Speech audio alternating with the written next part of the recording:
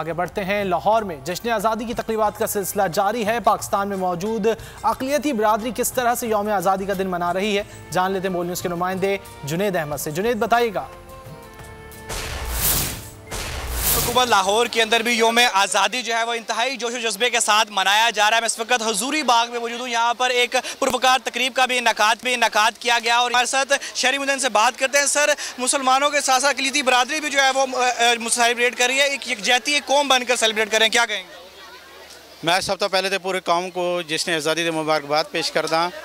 ये पाकिस्तान साडा सब दा साझा घर है।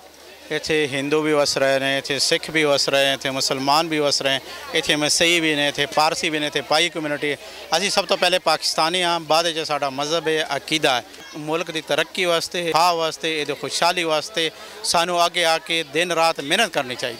जी हाँ, अक़लियती बरादरी भी जो है वो बराबरी के साथ यहाँ पर जश्न आज़ादी सेलिब्रेट करते हुए दिखाई दे रहे हैं। तमाम कौम जो है वो जुनेद, बहुत शुक्रिया।